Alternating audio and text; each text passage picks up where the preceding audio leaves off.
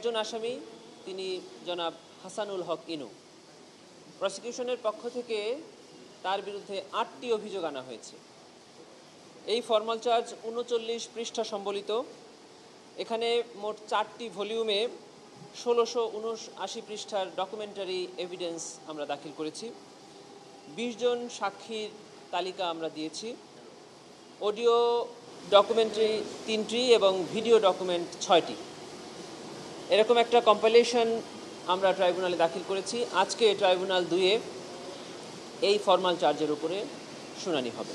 জুলাই গণ অভ্যুত্থান চলাকালে সারা বাংলাদেশে যে মানবতা বিরোধী অপরাধ সংঘটিত হয়েছে, এই আসামি জনাব হাসানুল হক ইনুর এলাকা কুষ্টিয়াতে যে মানবতা বিরোধী অপরাধ সংঘটিত হয়েছে এবং এই গণ অভ্যুত্থান চলাকালে উনি দেশীয় এবং বিদেশি বিভিন্ন মিডিয়াতে সাক্ষাৎকার প্রদান করে এই মানবতা বিরোধী অপরাধ চালিয়ে যাওয়ার জন্য আইনশৃঙ্খলা বাহিনী এবং তার 14 দলীয় জোটের নেতাকর্মীকে উস্কানি দিয়েছেন, আদেশ দিয়েছেন।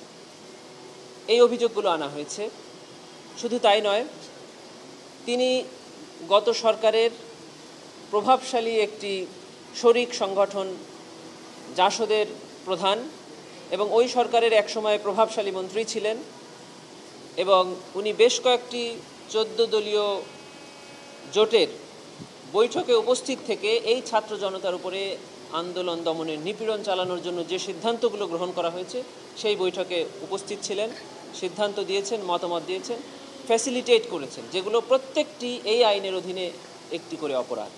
সেই সকল অভিযোগ প্রসিকিউশনের পক্ষ থেকে ট্রাইব্যুনালে দাখিল করা হয়েছে। অপরাধের ঘটনাস্থল হিসেবে মুম্বাইকে রাখার বিষয়টা এখানে একমাত্র আসামি জনাব হাসানুল হক ইনু। ঘটনাস্থল বাংলাদেশের বিভিন্ন জায়গা, গোটা বাংলাদেশে এখানে ঘটনাস্থল, তার মধ্যে কুষ্টিয়া একটা আছে। আর মিরর নামে একটি সংবাদ মাধ্যমে উনি সাক্ষাৎকার দিয়ে এই আন্দোলনকারীদেরকে সন্ত্রাসী, জঙ্গি ট্যাগ দিয়ে তাদের উপরে নিপীড়ন চালানোর জন্য উস্কানি দিয়েছিলেন, সহায়তা করেছিলেন। যে সাক্ষাৎকারটি ভারতের মুম্বাইয়ে প্রচারিত হয়েছিল। ইন্টারন্যাশনাল ক্রাইমস ট্রাইব্যুনাল অ্যাক্টের সেকশন 3-তে পরিষ্কার করে বলা আছে, ইররেসপেক্টিভ অফ হিজ ন্যাশনালিটি, সেটি বাংলাদেশের টেরিটরির মধ্যে beyond and inside of this territory.